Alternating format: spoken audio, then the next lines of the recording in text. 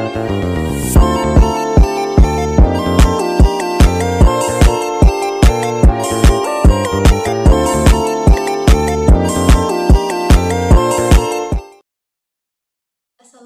warahmatullahi wabarakatuh.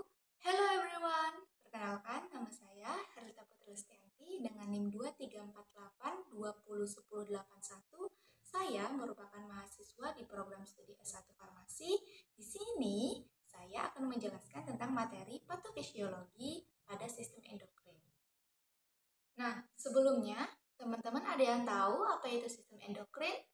Sistem endokrin merupakan suatu sistem yang terdiri dari sekumpulan kelenjar dan juga organ yang fungsinya itu untuk memproduksi dan melepaskan hormon ke dalam tubuh manusia.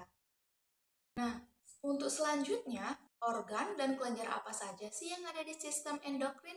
Di sistem endokrin ada yang namanya hipofisis cerebri, ada yang namanya glandula tiroid atau kelenjar tiroid, ada yang namanya glandula paratiroid atau kelenjar paratiroid, kemudian timus, brankeas, kemudian ada yang namanya kelenjar suprarenalis, terus ada testis dan juga ovarium. Nah, teman-teman masih ingat kan pengertian dari sistem endokrin tadi? Sistem endokrin yaitu memproduksi hormon. Jadi, fungsi vitalnya yaitu dia sebagai respon dari stres dan juga cedera, kemudian sebagai acuan pertumbuhan dan perkembangan, kemudian sebagai reproduksi juga bisa, terus pada bidang homeostatis ion, metabolisme energi, dan juga respon terhadap kekebalan tubuh. Kemudian, bagaimana sih mekanisme penyakit itu pada sistem endokrin? Nah, secara garis besar, mekanisme penyakit pada sistem ini itu dibagi menjadi dua, yaitu yang pertama gangguan primer yang mengubah fungsi hormon, dan yang kedua adalah gangguan primer pada mekanisme reseptor dan juga pasca reseptor. Nah, untuk gangguan yang pertama yaitu gangguan primer yang mengubah fungsi dari hormon, itu nantinya dapat dikenali melalui aktivitas-aktivitas metabolik dari hormon yang terlibat.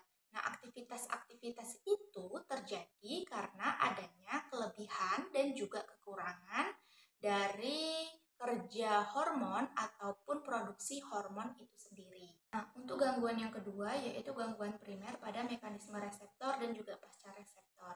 Gangguan ini dapat mengakibatkan sindrom resistensi reseptor. Nantinya akan terjadi mutasi pada hormon kortisol yang akan berakibat pada penurunan ikatan hormon terhadap reseptor spesifiknya. Nah, selanjutnya itu ada penanganan terhadap penyakit-penyakit endokrin. Nah, penanganan terhadap penyakit-penyakit endokrin itu didasari dengan perbedaan produksi hormon yang mengakibatkan terjadinya penyakit-penyakit tertentu. Nah, secara sederhananya, penanganan penyakit endokrin itu dibagi menjadi dua, yaitu yang pertama ada yang namanya penanganan penyakit endokrin akibat dari kekurangan produksi hormon, itu dapat ditangani dengan penggantian hormon.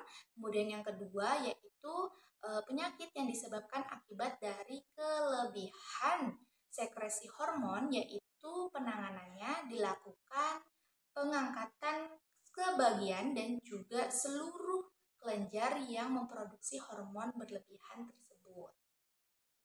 Nah, di sini ada beberapa contoh penyakit dari sistem endokrin beserta gejala dan juga cara penanganannya. Nah, untuk penyakit yang pertama itu namanya hipertiroidisme, yaitu penyakit yang disebabkan oleh peningkatan produksi hormon tiroid atau juga sekresi hormon tiroid oleh kelenjar tiroid. Untuk gejala dari penyakit ini sendiri dapat berupa diare, kemudian peningkatan frekuensi denyut jantung, cepat lelah, terus dia itu peningkatan nafsu makan, tetapi berat badannya justru turun progresif, kemudian kulit kemerahan, dan lain sebagainya. Nah, untuk hal-hal yang harus diperhatikan pada pasien dari hipertiroidisme dan juga pemeriksaan yang dapat dilakukan oleh pasien itu sendiri, yaitu meliputi yang pertama ada yang namanya medikasi. Medikasi itu berarti pasiennya nanti akan diberikan anti tiroid yang akan menekan dari produksi hormon tiroid itu sendiri. Kemudian yang kedua ada yang namanya terapi iodin radioaktif. Kemudian ada pembedahan, kemudian ada juga yang namanya diet, di mana nanti pasien ini akan dikontrol makannya. Kemudian ada juga aktivitas. Nah, aktivitas di sini harus sangat diperhatikan karena pasien hipertiroidisme itu akan merasa cepat lelah, sehingga untuk aktivitas pasien itu akan diselingi dengan istirahat. Kemudian yang keenam ada yang namanya pemeriksaan diagnostik.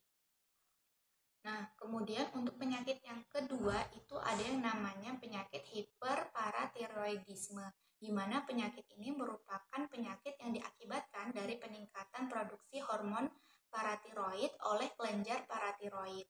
Nah, nantinya pasien ini akan mengalami gejala atau manifestasi klinis berupa diare, mual, muntah, gejala apatis, kemudian kelemahan otot, dan cepat lelah. Nah, kemudian untuk penanganan atau pemeriksaan yang dapat dilakukan oleh pasien hiperparatiroid itu dapat meliputi pemeriksaan yang namanya diagnostik, kemudian pemeriksaan radioimmunoassay, kemudian yang ketiga itu ada yang namanya pemeriksaan MRI dan juga USG, kemudian yang keempat itu ada penanganan berupa pemberian antibodi ganda terhadap hormon dari paratiroid. Mungkin hanya sekian materi yang dapat saya paparkan. Semoga materi yang saya paparkan dapat bermanfaat bagi teman-teman semua dalam mempelajari patofisiologi pada sistem endokrin. Nah, sebelumnya saya minta maaf apabila saya selaku pembawa materi itu memiliki banyak kesalahan dalam penyampaian materi. Nah, untuk itu saya akhiri. Wabillahi taufiq wal hidayah. Wassalamualaikum warahmatullahi wabarakatuh.